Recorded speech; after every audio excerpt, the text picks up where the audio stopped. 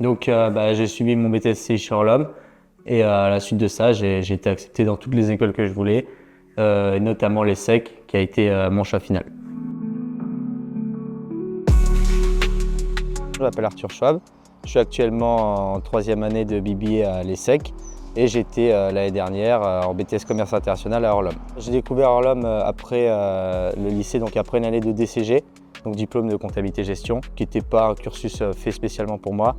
Et donc derrière, je suis resté 2 années à Orlom pour faire mon BTSCI. Tout le monde était motivé, j'ai eu de la chance d'avoir une bonne classe avec une bonne dynamique de travail. Même les professeurs, comme c'était des intervenants plus que des professeurs, il y avait des relations comme moi je l'ai fait en plus sur alternance, presque plutôt professionnel à professionnel que prof à élève, donc tout s'est toujours très bien passé.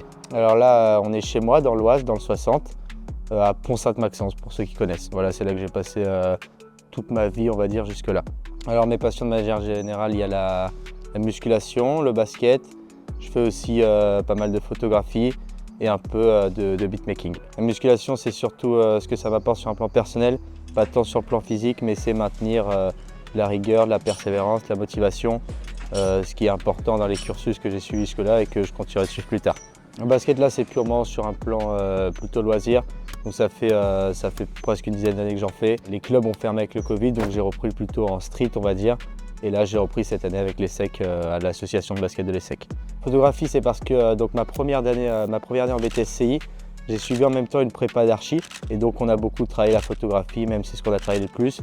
Et donc, même si derrière, j'ai lâché l'architecture, j'ai gardé la photographie quand même. Et il ne faut pas hésiter à garder ce que vous faites à côté. En BTSCI, comme on fait vraiment, alors pour ceux qui trouvent une alternance, qui ont la chance de trouver une alternance en lien avec son étudiant en classe, ce qu'on va faire en classe, on n'a pas besoin de passer des heures le soir à revoir ses cours, à travailler. Pour beaucoup d'étudiants, c'était mon cas, on arrive en classe, on n'a pas relu nos cours, on sait déjà de quoi on va parler parce qu'on le fait en entreprise. Ce qui fait que le soir, on peut rentrer. Chacun, je ne sais pas, pour ceux qui aiment le hand, ils peuvent aller faire du hand, ils peuvent faire de la peinture, la photographie, tout ce qu'on aime à côté.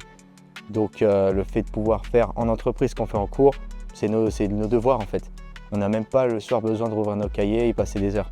Il y a beaucoup de gens qui peuvent avoir une image un peu péjorative du BTS et qui se disent mieux vaut faire une prépa, c'est plus intensif, c'est plus élitiste.